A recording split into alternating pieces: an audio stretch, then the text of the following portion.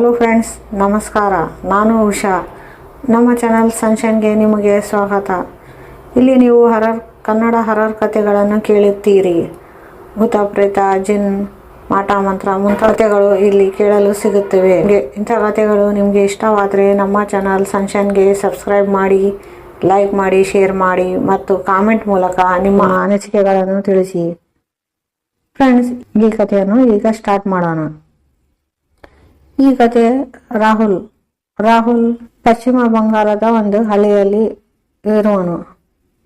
ಅವನಿಗೆ ಇನ್ನು 3 ಫ್ರೆಂಡ್ಸ್ ಇದ್ರು, ಕಾಲೇಜ್ ಫ್ರೆಂಡ್ಸ್ ಇದ್ರು. ಆಗಷ್ಟೇ ರಾಹುಲ್ಗೆ ಓದು ಮುಗ್ತಿತ್ತು. ಅವನು ಅದೇ ಫ್ರೆಂಡ್ ಜೊತೆ ಬರೋ ಓಡಾಡೋದು, ಅಲ್ಲಿ ಇಲ್ಲಿ ಹೋಗೋದು, ಪಿಕ್ನಿಕ್ ಮಾಡೋದು ಎಲ್ಲ ಮಾಡ್ತಿದ್ದ. ಇವರು ಫ್ಯಾಮಿಲಿಯಲ್ಲಿ ತುಂಬಾ ಸ್ವಲ್ಪ ಆರ್ಥಿಕವಾಗಿ ಸ್ಟ್ರಾಂಗ್ ಆಗಿದ್ರು. ಇವರ ಮನೆಯಲ್ಲಿ ಇವರ ತಂದೆ ತಾಯಿ, ಇವನ ಅಜ್ಜಿ ಅಂದ್ರೆ ತಂದೆಯ ಮದರ್ ಇರ್ತಾರಲ್ಲ ಅವರು ಇದ್ರು, ಇವರ ಪೇರೆಂಟ್ಸ್ ಇದ್ರು, ಮತ್ತೆ ಒಬ್ರು ತಂಗಿ ಇದ್ಲು ಮನೆಯಲ್ಲಿ. ಇವನ್ ರಾಹುಲ್ ಇದ್ದ. ಅಷ್ಟೇ, ಇವ್ರ ಮನೆಯಲ್ಲಿ ಇಷ್ಟೇ ಮಂದಿ ಇದ್ರು. ಇವರು ಆರ್ಥಿಕವಾಗಿ ತುಂಬಾ ಸ್ಟ್ರಾಂಗ್ ಆಗಿದ್ರು. ಇವನು ಹಾಗಾಗಿ ಕಾರ್ ಗಿರ್ ತಗೊಂಡು ಎಲ್ಲ ಓಡಾಡ್ತಿದ್ದ ಎಲ್ಲಿ ಹೊರಗೆ ಹೋಗ್ಬೇಕಂದ್ರೆ.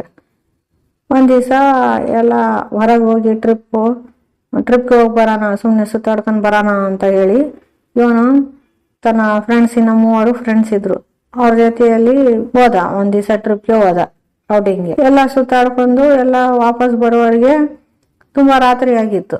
ಹಾಗಾಗಿ ಇವನು ತನ್ನ ಕಾರ್ ತಗೊಂಡ್ ಹೋಗಿದ್ದ. ಎಲ್ಲ ಫ್ರೆಂಡ್ಸ್ ಎಲ್ಲ ಅವ್ರವ್ರ ಮನೆ ಹತ್ರ ಎಲ್ಲ ಡ್ರಾಪ್ ಮಾಡ್ದ. ಅಂದ್ರೆ ಇವ್ರ ಹಳ್ಳಿಯವರು ಇದ್ದಿಲ್ಲ, ಅವರು ಬೇರೆ ಅಕ್ಕಪಕ್ಕದ ಹಳ್ಳಿಯವರು ಇದ್ರು. ಅಲ್ಲಿ ಆ 3 ಫ್ರೆಂಡ್ಸ್ಗೂ ಡ್ರಾಪ್ ಮಾಡ್ದ. ಅವ್ರವ್ರ ಮನೆಗೆ ಹೋಗಿ ಡ್ರಾಪ್ ಮಾಡಿ ತಾನು ವಾಪಸ್ ಬರ್ಬೇಕಂದ್ರೆ ತುಂಬಾ ನೈಟ್ ಆಗಿತ್ತು. ಅವಾಗ್ಲೇ 12 ಗಂಟೆ ಹಂಗ ಆಗ್ತಿತ್ತು ವಾಪಸ್ ಬರೋರ್ಗೆ.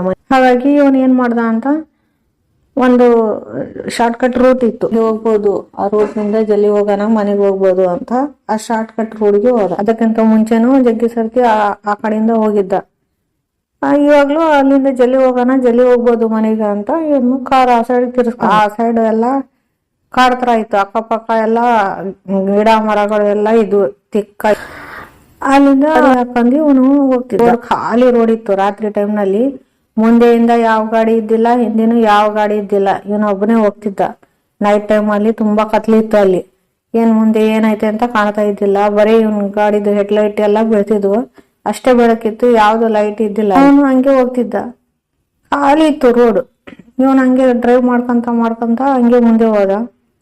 ಸ್ವಲ್ಪ ಮುಂದೆ ಹೋದಂಗೆ ಏನೋ ಬಂದು ಒಂದು ಟ್ರಕ್ಕೋ ಬಸ್ಸೋ ಏನೋ ಇವನ್ ನೋಡಿಲ್ಲ, ಈ ಸೈಡಿಂದ ಬಂದು ಇವನ್ಗೆ ಡ್ಯಾಶ್ ಹೊಡ್ಕೊಂಡು ಮುಂದೆ ಹೋಯ್ತು ಅಂತ ಇವನ್ಗೆ ಅನಿಸಿತು.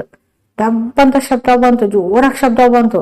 ಅದಕ್ಕೆ ಇವನು ಸಡನ್ ಆಗಿ ಬ್ರೇಕ್ ಹಾಕಿ ಸೈಡಿಗೆ ಹೋಗಿ ನಿಂದಿರ್ಸ್ದ ಗಾಬರಿಯಿಂದ. ಏನೋ ಬಂದು ಕಾರ್ಗೆ ಗುತ್ಕೊಂಡು ಹೋಗಿತ್ತೆ ಸೈಡಿಂದ ಅಂತ ಅನ್ಸಿತ್ತು ಇವನ್ಗೆ ತುಂಬಾ ಸಿಟ್ಟು ಬಂತು. ಈ ಗಾಡಿಗೆ ಏನಾಗಿತ್ತು ಏನೋ, ಮತ್ತೆ ನನ್ಗೆ ಏನಾದ್ರೂ ಆಗ್ತಿದ್ರೆ ಏನಾಗಿತ್ತು ಗತಿ ಅಂತ ಹೇಳಿ ಇವನ್ಗೆ ಸಡನ್ ಆಗಿ ಹೋಗಿ ಬ್ರೇಕ್ ಆಗ್ದ. ಸೈಡ್ಗೆ ಹೋಗಿ ಧನ್ ಅಂತ ಯಾರೋ ಬಂದು ಜೋರಾಗಿ ಗಾಡಿಗೆ ಡ್ಯಾಶ್ ಹೊಡ್ಕೊಂಡು ಹಿಂಗ್ ಸೈಡಿಂದ ಹೋಗ್ಬಿಟ್ರು ಜೋರಾಗಿ ಅಂತ ಅನ್ಸಿತ್ತು.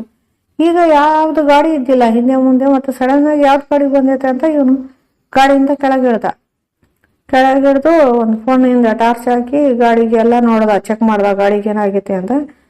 ಸ್ವಲ್ಪ ಅದು ಗಾಡಿಗೆ ಸ್ಕ್ರಾಚಸ್ ಆಗಿದ್ದು, ಸ್ವಲ್ಪ ಅದು ಏನೋ ಡ್ಯಾಶ್ ಹೊಡೆದ್ರೆ ಹೆಂಗಾಗ್ತಿತ್ತೋ ಹಂಗಾಗಿತ್ತು, ಡೆಂಟ್ ಆಗಿತ್ತು ಗಾಡಿಗೆ.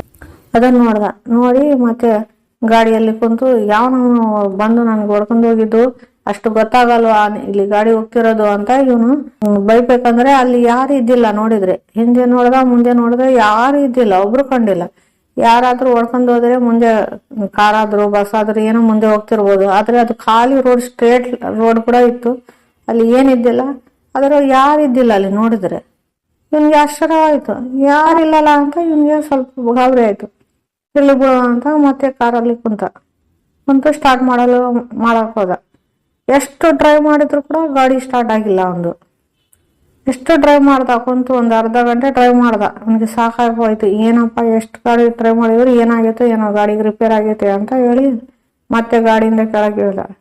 ತನ್ನ ಫೋನ್ ತೆಗೆದು ಮತ್ತೆ ಅವ್ರ ಮನೆಗೆ ಫೋನ್ ಮಾಡ್ದ ರಾಹುಲ್. ತಂದೆಗೆ ಫೋನ್ ಮಾಡಿ ಅದೆಲ್ಲ ವಿಷಯ ಹೇಳಿದಾಗ, ಯಾರೋ ಹೊರ್ಕೊಂಡು ಹೋಗಿದ್ದಾರೆ, ಮತ್ತೆ ಗಾಡಿಗೆ ಡೆಂಟ್ ಆಗೈತೆ, ಅದು ಗಾಡಿ ಸ್ಟಾರ್ಟ್ ಆಗ್ತಾ ಇಲ್ಲ, ಮುಂದೆ ನೋಡಿದ್ರೆ ಯಾರಿಲ್ಲ, ಮತ್ತೆ ಯಾರು ಹೊಡ್ಕೊಂಡು ಹೋಗ್ಯಾರೋ ಏನೋ ಗೊತ್ತಾಗಿಲ್ಲ ಅಂತ ಎಲ್ಲ ಅವ್ರ ತಂದೆಗೆ ಹೇಳ್ದ. ಆ ತಂದೆ ಗಾಬರಿಂದ ನಿನ್ಗೇನು ಆ ಥರ ಆಗಿತ್ತಾ ಅಂತ ಕೇಳಿದ್ರು. ಇಲ್ಲ ನನಗೇನಾಗಿಲ್ಲ, ಗಾಬರಿ ಪಡಬೇಡ್ರಿ, ನನಗೇನಾಗಿಲ್ಲ, ಗಾಡಿಗಷ್ಟೇ ಸ್ವಲ್ಪ ಡೆಂಟ್ ಬಂದಿತ್ತೆ ಅಂತ ಹೇಳ್ದ. ಅದಕ್ಕೆ ಅವ್ರ ತಂದೆ ಹೌದಾ ಅಂತ ಹೇಳಿದ್ರು. ನೀನು ಎಲ್ಲಿದೆಯಾ ಅಂತ ಕೇಳಿದ್ರು. ನಾನು ಇಲ್ಲೇ ರೋಡಲ್ಲಿ ಇದ್ದೀನಿ ಅಂತ ಇವನು ಹೇಳ್ದ. ಅದಕ್ಕೆ ಇವನು ವಿಡಿಯೋ ಕಾಲ್ ಮಾಡ್ತಿದ್ದ, ರಾಹುಲ್ ವಿಡಿಯೋ ಕಾಲ್ ಮಾಡ್ತಿದ್ದ, ಗಾಡಿ ಎಲ್ಲ ತೋರಿಸ್ತಿದ್ದ ಅವ್ರ ತಂದೆಗೆ ವಿಡಿಯೋ ಕಾಲ್ ಮಾಡಿ. ಆಗ ಅವ್ರ ತಂದೆ ಹೇಳಿದ್ರು, ಗಾಡಿಯಲ್ಲಿ ಯಾರಿದ್ದಾರೋ ನಿನ್ನ ಜೊತೆಗೆ, ಯಾರು ತಗೊಂಡು ಓಡಾಡ್ತಿದ್ಯಾ ಗಾಡಿಯಲ್ಲಿ, ನೀನು ಯಾರಿಗೆ ಹತ್ತಿಸ್ಕೊಂಡ್ಯಾ ನೀನು ಅಂತ ಕೇಳಿದ್ರು. ಅದಕ್ಕೆ ಇವನು ಆಶ್ಚರ್ಯ ಆದ. ಯಾರಿದ್ದಾರ? ಯಾರಿಲ್ಲ, ನಾನು ಒಬ್ಬನೇ ಇರೋದಿಲ್ಲಿ ಅಪ್ಪ ಅಂತ ಹೇಳಿದ ರಾಹುಲ್. ಅದಕ್ಕೆ ಸುಳ್ಳು ಹೇಳ್ತೀಯ, ನನ್ನ ಮುಂದೆ ನಾಟಕ ಆಡ್ಬೇಡ, ಯಾರಿದ್ದಾರೆ, ಯಾರೋ ಲೇಡಿಗೆ ಕುಂದರ್ಸ್ಕೊಂಡಿಯಲ್ಲ ಗಾಡಿಯಲ್ಲಿ ಅಂತ ಹೇಳಿದ್ರು ಅವ್ರ ತಂದೆ. ಅದಕ್ಕೆ ಅಪ್ಪ ಯಾಕೆ ಹೇಳ್ತಿದ್ಯಾ ಸುಳ್ಳು ಸುಳ್ಳು, ನಾನು ಯಾರಿಗೂ ಕುಂದರ್ಸ್ಕೊಂಡಿಲ್ಲ, ನೋಡು ಗಾಡಿಯಲ್ಲಿ ಯಾರಿಲ್ಲ ನೋಡು ಅಂತ ಇನ್ನು ಫೋನ್ ಗಾಡಿಯಲ್ಲಿ ಡೋರ್ ತೆಗೆದು ಎಲ್ಲ ತೋರಿಸ್ದ. ಇಲ್ಲ ಯಾರಿಲ್ಲ ನೋಡು ಅಂತ ಅವ್ರ ತಂದೆ ಹೇಳಿದ್ರು.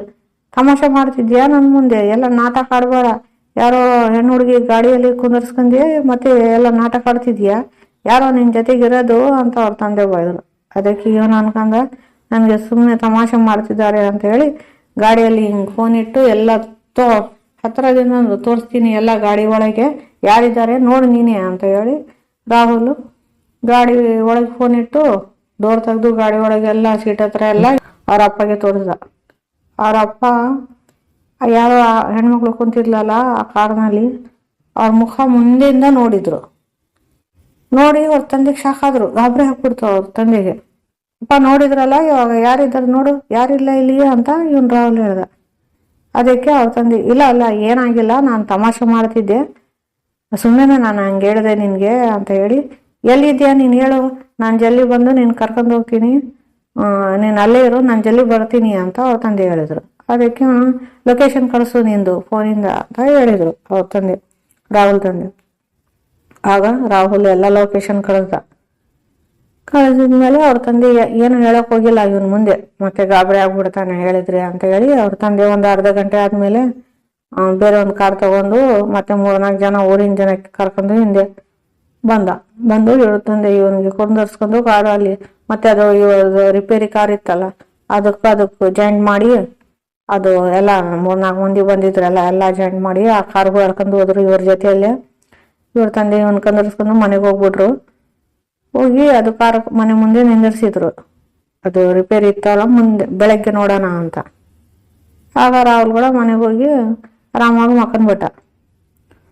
ಬೆಳಗ್ಗೆ ಎತ್ಕೊಳ್ಳಿ ಇವ್ರ ತಂದೆ ಎಲ್ಲ ಗೊತ್ತಾಗಿತ್ತು ಅವ್ರ ತಂದೆಗೆ, ಏನೋ ಇವ್ರ ಜೊತೆ ಏನೋ ಅನ್ಕೊಂಡೈತೆ ಅಂತ ಹೇಳಿ ಸುಮ್ಮನೆ ಇದ್ರು, ಯಾರ ಮುಂದೇನು ಹೇಳಿಲ್ಲ ಇವ್ರ ತಂದೆ, ರಾಹುಲ್ ತಂದೆ. ಸುಮ್ಮನೆ ಯಾಕೆ ಹೇಳ್ಬೇಕು, ಎಲ್ಲ ಗಾಬರಿ ಆಗ್ತಾರೆ ಮತ್ತೆ ಮನೆಯಲ್ಲಿ, ಇವ್ನು ರಾಹುಲ್ ಕೂಡ ಗಾಬರಿ ಆಗ್ತಾನ ಅಂತ. ಬೆಳಗ್ಗೆ ಆದ್ಮೇಲೆ ಇವ್ರ ತಂದೆ ಬಂದು ರಾಹುಲ್ಗೆ ಎಬ್ಬಿಸಿದ್ರು, ಎದ್ದೇಳುವ ಅಂತ. ಆಗ ಎದ್ದು ನೋಡಿದ್ರೆ ಇವ್ನಿಗೆ ಸ್ವಲ್ಪ ಫೀವರ್ ಇತ್ತು. ಆಗ ಇಬ್ರು ಹೋಗಿ ತಂದೆ ಮಗ ಹೋಗಿ ಕಾರ್ಗೆ ಚೆಕ್ ಮಾಡಿದ್ರು ಏನಾಗಿತ್ತು ಕಾರ್ಗೆ ಅಂತ. ಹೊರಗೆ ಹೋಗಿ ಅದು ಕಾರ್ ನೋಡಿದ್ರೆ ಏನೇನು ಒಂದು ಚೂರು ಕೂಡ ಸ್ಕ್ರಾಚ್ ಇದ್ದಿಲ್ಲ, ಏನೇನಿದ್ದಿಲ್ಲ, ಡೆಂಟ್ ಕೂಡ ಯಾವ್ದಿದ್ದಿಲ್ಲ, ಕ್ಲೀನ್ ಆಗಿತ್ತು ಕಾರ್, ಏನಾಗಿದ್ದಿಲ್ಲ. ಕಾರ್ ಹೆಂಗಿತ್ತು ಅದು ಮೊದ್ಲು ಹಂಗೆ ಇತ್ತು. ಇವ್ರಿಗೆ ನೋಡಿ ಆಶ್ಚರ್ಯ ಆಯ್ತು ಇಬ್ರಿಗೆ, ಏನಾಗಿಲ್ಲಲ್ಲ ಕಾರ್ಗೆ, ನಿನ್ನೆ ನೋಡಿದ್ರೆ ಆಕ್ಸಿಡೆಂಟ್ ಕುರ್ತಿ ಎಲ್ಲ ಇದ್ವು, ಇವಾಗ ಇಲ್ಲಲ್ಲ ಅಂತ ಇವರು ನೋಡಿದ್ರು. ನೋಡಿ ಮತ್ತೆ ಮನೆಗೆ ಬಂದ್ರು. ಮತ್ತೆ ರಾತ್ರಿ ಆಯ್ತು.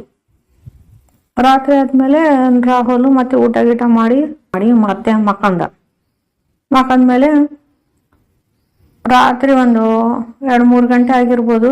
ಅವಾಗ ಇವನಿಗೆ ಸ್ವಲ್ಪ ಎಚ್ಚರ ಆಯ್ತು. ಕಣ್ಣು ಹಿಂಗ್ ಬಿಟ್ಟು ನೋಡಿದ್ರೆ ಇವನು ರೂಮಿಂದು ಡೋರ್ ಹತ್ರ ಯಾರೋ ಹೆಣ್ಮಗಳು ನಿಂತಿದ್ದಾಳೆ ಅಂತ ಇವನಿಗೆ ಶೇಪ್ ಕಾಣ್ತು.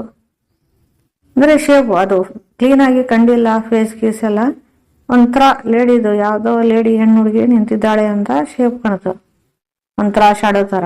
ಇನ್ನು ನೋಡಿ ಯಾರು ಅಂತ ಹೇಳಿ ಮತ್ತೆ ಲೈಟ್ ಆನ್ ಮಾಡ್ದ ರೂಮಿಂದ. ಯಾರು ಅಂತ ಕೇಳ್ದ, ಯಾರಿದ್ದಿಲ್ಲ. ಲೈಟ್ ಆನ್ ಮಾಡಿ ನೋಡಿದ್ರೆ ಮತ್ತೆ ಇವನು ಮಕ್ಕಂದ ಲೈಟ್ ಆಫ್ ಮಾಡಿ, ಯಾರು ನನಗೆ ಹಂಗೆ ಕಂಡಿರ್ಬೋದು, ನನ್ನ ಭ್ರಮೆ ಇರ್ಬೋದು ನಿದ್ದೆಯಲ್ಲಿ ಅಂತ ಮತ್ತೆ ಮಕ್ಕಂದ ನೀರಿಗೆ ಕುಡ್ದು.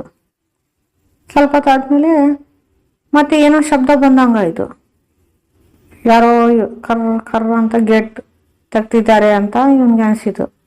ಇವರು ಹಳ್ಳಿದ ಮನೆ ಅಲ್ಲ, ಮುಂದೆ ಗೇಟ್ ಇತ್ತು ಇವ್ರ ಮನೆ. ಇವನ್ ರೂಮಿಂದ ಮುಂದೆ ಮನೆಯಿಂದ ಲಾಸ್ಟ್ ಗೇಟ್ ಇರ್ತೈತಲ್ಲ ಅದು ಕ್ಲೀನಾಗಿ ಕಾಣ್ತಿತ್ತು. ಇವನ್ ಡೋರ್ ಓಪನ್ ಮಾಡಿದ್ರೆ ಹಳ್ಳಿ ಮನೆ ಸ್ವಲ್ಪ ಓಲ್ಡ್ ಟೈಪ್ ಇತ್ತು ಇವ್ರ ಮನೆ. ಅದು ಮತ್ತೆ ಇವನು ಎದ್ದ ಹೊರಗೆ ಹೋದ ರೂಮಿಂದ. ಹೊರಗೆ ಹೋಗೋಕೆ ನೋಡಿದ್ರೆ ಅದು ಮೇನ್ ಗೇಟ್ ಇರ್ತೈತಲ್ಲ ಮನೆಯದು, ಅಲ್ಲಿಂದ ಶಬ್ದ ಬರ್ತಿತ್ತು. ಯಾರೋ ಕರ್ರ ಅಂತ ಗೇಟ್ ತೆಗ್ತಿದ್ದಾರೇನೋ ಅಂತ ಹಂಗನ್ಸಿತ್ತು. ಇವನು ಹೋದ. ಗೇಟ್ ಹೊರಗೆ ಯಾರು ನಿಂತಿದ್ದಾರೆ ಅಂತ ಹಿಂಗ ಒಂದು ಅದಕ್ಕೆ ಹೋಲಿತ್ತು, ಅದು ಗೇಟ್ಗೆ ಒಂದು ಹೋಲಿತ್ತು. ಅದರಿಂದ ಇಣಕಿ ಹಿಂಗ್ ನೋಡ್ದ ಇವನು ಕಣ್ಣಿಟ್ಟು. ನೋಡಿದ್ರೆ ಇವನು ತುಂಬಾ ಕಟ್ಟಾಗಿ ಚಿರ್ಬಿಟ್ಟ ನೋಡಿ. ಅದು ಯಾರೋ ಹೆಣ್ಮಗಳು ನಿಂತಿದ್ದಾಳೆ, ಅವಳ ಮುಖ ತುಂಬಾ ಭಯಾನಕ. ಫುಲ್ಲು ನೋಡಿದ್ರೆ ಅದು ನೋಡ್ಬಾರ್ದು, ಮತ್ತೆ ಹಂಗೈತೆ ಮುಖ ನೋಡಿ. ತುಂಬಾ ಗಟ್ಟಾಗಿ ಚೀರ್ಬಿಟ್ಟ ಅವನು, ಭಯಾನಕ ಫೇಸ್ ನೋಡಿ.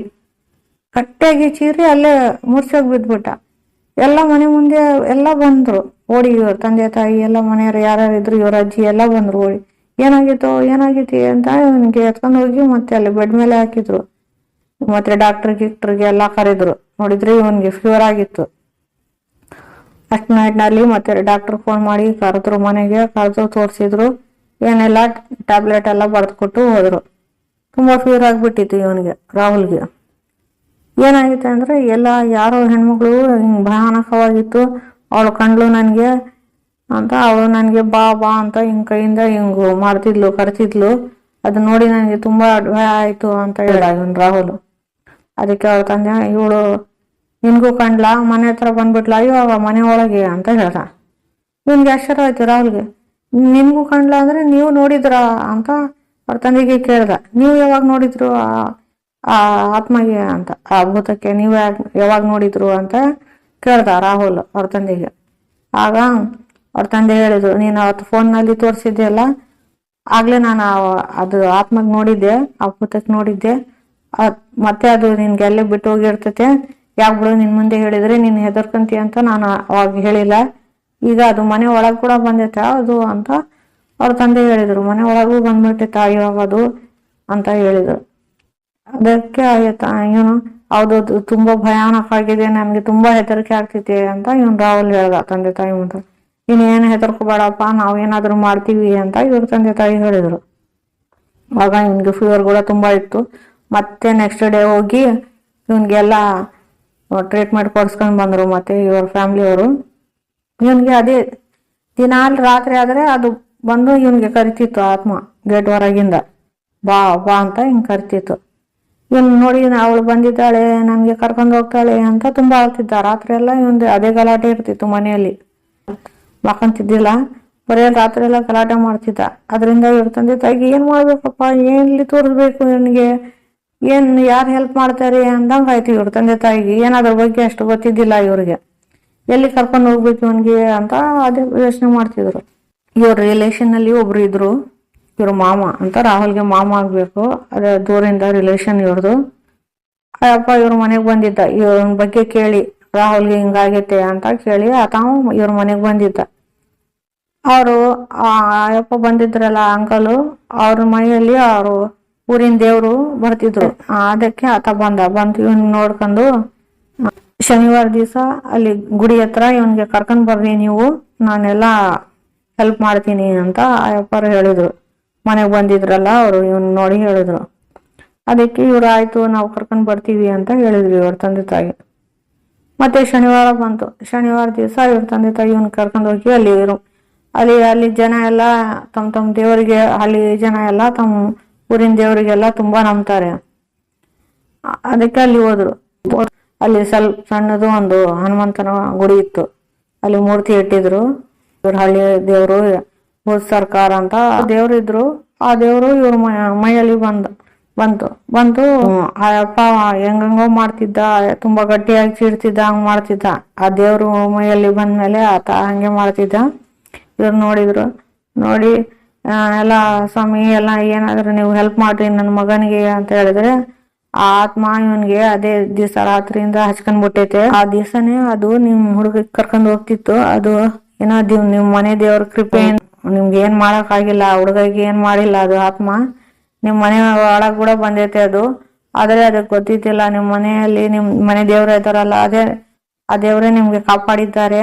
ನಿಮ್ಮ ರಾಹುಲ್ಗೆ ಏನಾಗಿಲ್ಲ. ಇಲ್ಲಿದ್ರೆ ಆ ದಿವಸ ರಾತ್ರಿನೇ ಫಸ್ಟ್ ಡೇ ಯಾವಾಗ ಆಕ್ಸಿಡೆಂಟ್ ಆಗಿತ್ತ ಆ ದಿವಸನೇ ಆತ್ಮ ನಿಮ್ಮ ಮಗನಿಗೆ ಕರ್ಕೊಂಡು ಹೋಗ್ತಿತ್ತು. ಇಲ್ಲಿದ್ರೆ ಆ ಮನೆ ದೇವರೇ ನಿಮ್ಗೆ ಕಾಪಾಡ್ತಿದ್ದಾರೆ ಅಂತ ಆ ದೇವರು ಮೈಯಲ್ಲಿ ಬಂದಿದ್ರೆಲ್ಲ ಹೇಳಿದ್ರು. ಅದಕ್ಕೆ ಇವ್ರು ಹೇಳಿದ್ರು, ಸ್ವಾಮಿ ಹೆಂಗಾದ್ರೂ ಹೆಲ್ಪ್ ಮಾಡ್ರಿ, ನಮ್ಮ ಮಗನಿಗೆ ಉಳಿಸ್ಕೊಡ್ರಿ ಅಂತ ಕೇಳಿದ್ರು. ಅದಕ್ಕೆ ಆ ದೇವ್ರು ಹೇಳಿದ್ರು, ನನ್ಗೆ ಎಷ್ಟಾಗ್ತೈತೆ ಅಷ್ಟೇ ಮಾಡಿದ್ದೀನಿ, ನಿಮ್ಮ ಮನೆ ದೇವರು ಕೂಡ ಅಷ್ಟಕ್ಕೆ ಹೆಲ್ಪ್ ಮಾಡಿದ್ದಾರೆ. ಇನ್ನ ಮುಂದೆ ನಿಮ್ಮ ಮಗನಿಗೆ ಹೆಲ್ಪ್ ಮಾಡ್ಬೇಕಂದ್ರೆ ಅದು ಭೂತ ಸರ್ಕಾರ ಅಂತ ದೇವ್ರು ಇದ್ದಾರೆ, ಆ ದೇವ್ರಿಗೆ ಆಹ್ವಾನ ಮಾಡ್ರಿ, ಅವರೇ ಬಂದು ನಿಮ್ಮ ಮಗನಿಗೆ ಉಳಿಸ್ಕೊಡ್ತಾರೆ. ನನ್ಗೆ ಆಗಲ್ಲ, ಅದು ತುಂಬಾ ಶಕ್ತಿಶಾಲಿ ಐತೆ ಅದು ಆತ್ಮ ಅಂತ ಆ ದೇವ್ರು ಹೇಳಿದ್ರು. ಆಗ ಆ ದೇವ್ರು ಹೋಗ್ಬಿಟ್ರು. ಮತ್ತೆ ಭೂತ ಸರ್ಕಾರ ದೇವರಿಗೆ ಆ ಜನ ಎಲ್ಲ ಸೇರಿ ಗುಡಿ ಹತ್ರ ಪೂಜಾರಿ ಅವರೆಲ್ಲ ಆ ದೇವರಿಗೆ ಮತ್ತೆ ಆಹ್ವಾನ ಮಾಡಿದ್ರು. ಅದು ಸಾಂಗ್ಸ್ ಇರ್ತಾವ ಅಲ್ಲಿ, ವಿಚಿತ್ರವಾದ ಢೋಲ್ ಅದು ಎಲ್ಲ ಬಾರಿಸಿ ಅದು ಆ ದೇವ್ರಿಗೆ ಆಹ್ವಾನ ಮಾಡ್ತಾರೆ. ಅದ ಮಾಡಿದ್ರು. ಮಾಡಿದ್ಮೇಲೆ ಗಟ್ಟಿಯಾಗಿ ಚೀರ್ಕಂತ ಆ ದೇವ್ರ ಮೈಯಲ್ಲಿ ಬಂದ್ರು. ಒಂದು ವಿಚಿತ್ರವಾಗಿ ಕಾಣ್ತಿದ್ರು ಆಯಪ್ಪ, ಅವ್ರ ಮೈಯಲ್ಲಿ ಬಂದಿದ್ರು. ಬಂದು ಏನ್ ಮಾಡ್ಬೇಕು, ಯಾಕೆ ನನ್ಗೆ ಕರಿದ್ರಿ ಅಂತ ಅವ್ರು ವಿಚಿತ್ರವಾದ ಧ್ವನಿಯಲ್ಲಿ ಹೇಳಿದ್ರು. ಒಂಥರ ಧ್ವನಿ ಇತ್ತು. ಆಗ ಇವ್ರ ತಂದೆ ತಾಯಿ, ರಾಹುಲ್ ತಂದೆ ತಾಯಿ, ಸ್ವಾಮೀಜಿ ಪ್ರಭು ನಮ್ಮ ಮಗನ್ಗೆ ಹಿಂಗಾಗೈತಲ್ಲ, ಎಲ್ಲ ನಿಮ್ಗೆ ಗೊತ್ತೈತಲ್ಲ, ನಮ್ಮ ಮಗನ್ಗೆ ಹೆಲ್ಪ್ ಮಾಡ್ರಿ ಸ್ವಾಮೀಜಿ ಅಂತ ಕೇಳಿದ್ರು. ದೇವ್ರೇ ಅಂತ ಕೇಳಿದ್ರು. ಅದಕ್ಕೆ ಆ ದೇವ್ರು ಹೇಳಿದ್ರು, ಆ ಆತ್ಮ ತುಂಬಾ ಶಕ್ತಿಶಾಲಿಯಾಗಿದೆ, ನಾನು ಹೆಂಗ್ ಹೇಳ್ತೀನೋ ಹಂಗೆ ಮಾಡ್ಬೇಕು ನೀವು ಅಂತ. ಗೋಧಿ ಧಾನ್ಯ ಇರ್ತೈತಲ್ಲ ಅದರದ್ದು ತಗೊಂಡು ತಲೆ ಮೇಲೆ ಹಾಕಿ, ಮತ್ತೆ ಒಂದು ಕತ್ತಿ ಇರ್ತೈತಲ್ಲ ಕತ್ತಿಯಿಂದ ಇವನ್ ತಲೆ ಮೇಲೆ ಇಟ್ಟು ಇವನ್ಗೆ ಟಚ್ ಮಾಡಿಸಿ ಒಂದು ಲೈನ್ ಎಳೆದು, ಅದು ಒಂದು ಮಟ್ಕಿ ಇಟ್ಟಿದ್ರು, ಒಂದು ಮಣ್ಣಿನ ಕುಡಿಕೆ ಇರ್ತೈತಲ್ಲ ಅದು ಇಟ್ಟು ಅದ್ರ ಮುಂದೆ ಅದಕ್ಕೆ ಇದು ಇವನ್ಗೆ ಟಚ್ ಮಾಡಿಸಿದ್ರು. ಒಂದು ಗೀಟಿ ಎಳೆದು ಅದು ಕತ್ತಿಯಿಂದ ಇವನ್ಗೆ ತಲೆ ಮೇಲೆ ಆರಿಸಿ ಇವನ್ ಕಡೆಯಿಂದ ಮತ್ತೆ ಲೈನ್ ಆಗಿ ಎಳೆದು ಇವ್ನು 3 ಸರ್ತಿ ಇವನು ಮೈಕ್ ಟಚ್ ಮಾಡಿ ಅದ ಲೈನ್ದಿಂದ ಹಿಂಗೆ ಎಳ್ಕೊಂಡ್ ಬಂದು ಆ ಮಟ್ಕಿಗೆ ಟಚ್ ಮಾಡಿಸಿದ್ರು. ಅದು ಮಣ್ಣಿನ ಕುಡಿಕೆ ಇತ್ತಲ್ಲ ಅದಕ್ಕೆ ಟಚ್ ಮಾಡಿಸಿದ್ರು. ಇವ್ 3 ಸರ್ತಿ ಮಾಡಿ ಒಂದು ರೆಡ್ ಬಟ್ಟೆ ಕಟ್ಟಿ ಅದ್ರೊಳಗೆ ಅದು ಮಟ್ಕಿ ಒಳಗೆ ಒಂದು ಅದು ಗೋಧಿ ಧಾನ್ಯ ಹಾಕಿ ಅದು ರೆಡ್ ಬಟ್ಟೆ ತಗೊಂಡು ದಾರದಿಂದ ಅದು ಮುಚ್ಚಿ ಮೇಲೆ ಕಟ್ಟಿದ್ರು. ಅವರು ದೇವ್ರು ಬರ್ತಾರಲ್ಲ ಅವರು ಮಾಡಿದ್ರು. ಮಾಡಿ ಇವಾಗ ತಗೊಂಡೋಗಿ ಈ ಕುಡಿಕೆಯನ್ನು ತಗೊಂಡೋಗಿ ಅದು ಎಲ್ಲಿಂದ ಸ್ಟಾರ್ಟ್ ಆಗಿತ್ತೋ ನಿಮ್ಮ ಮಗನಿಗೆ ಎಲ್ಲಿಂದ ಅಂಟ್ಕೊಂತೋ ಅದು ಆತ್ಮ ಅಂಟ್ಕೊಂತಲ್ಲ ಅದೇ ಜಾಗ ಹೋಗಿ ಕುಡಿಕೆಯನ್ನು ಅಲ್ಲೇ ಇಟ್ಟು, ಇದು ಮಟ್ಕೆಯನ್ನು ಅಲ್ಲೇ ಇಟ್ಟು ಹಿಂದೆ ತಿರುಗಿ ನೋಡ್ಬಾರ್ದು ನೀವು.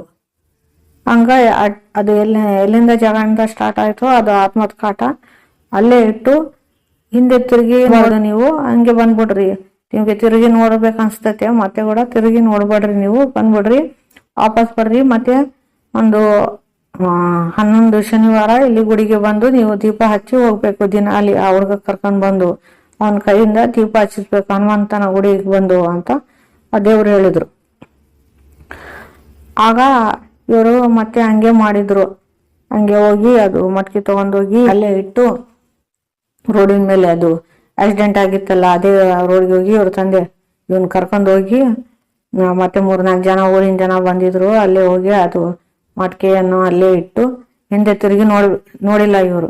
ಆದ್ರೆ ಇವ್ರಿಗೆ ಯಾಕೋ ಹಿಂದೆ ಏನೋ ನಿಂತೈತೆ ಇವ್ರಿಗೆ ನೋಡ್ಬೇಕು ಅನ್ಸ್ತಿತ್ತು, ಆದ್ರೆ ಕೂಡ ಇವ್ರು ಯಾರು ತಿರುಗಿ ನೋಡಿಲ್ಲ, ಹಂಗೆ ಬಂದ್ಬಿಟ್ರು.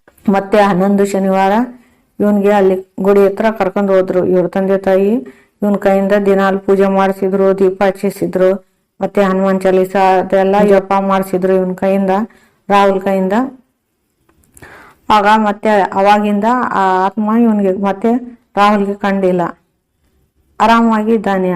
ಆ ಆತ್ಮ ಮತ್ತೆ ಯಾವಾಗ್ಲೂ ಇವನ್ ಕಣ್ಣಿಗೆ ಕಾಣಿಸಿಲ್ಲ, ಇವಾಗ ಆರಾಮಾಗಿ ರಾಹುಲ್ ಇದ್ದಾನೆ. ಆಯ್ತು ಫ್ರೆಂಡ್ಸ್, ಈ ಕಥೆಯು ನಿಮ್ಗೆ ಹೆಂಗ ಅನ್ಸಿತೆ ಅಂತ ಮತ್ತೆ ನಮ್ಗೆ ಹೆಂಗ ಅನ್ಸಿತೆ ಅಂತ ನಮ್ಗೆ ಕಾಮೆಂಟ್ ಮೂಲಕ ತಿಳಿಸಿ. ಮತ್ತೆ ಇಂಥ ಕಥೆಗಳನ್ನು ಕೇಳ್ಬೇಕಂದ್ರೆ ನಮ್ಮ ಚಾನಲ್ ಸನ್ಶೈನ್ಗೆ ಲೈಕ್ ಮಾಡಿ, ಶೇರ್ ಮಾಡಿ, ಸಬ್ಸ್ಕ್ರೈಬ್ ಮಾಡಿ, ಮತ್ತೆ ಕಾಮೆಂಟ್ ಮೂಲಕ ನಿಮ್ಮ ಅನಿಸಿಕೆಗಳನ್ನು ತಿಳಿಸಿ. ಮುಂದಿನ ಕಥೆಯಲ್ಲಿ ಮತ್ತೆ ಸಿಗೋಣ. ನಾನು ಉಷಾ. Thank you.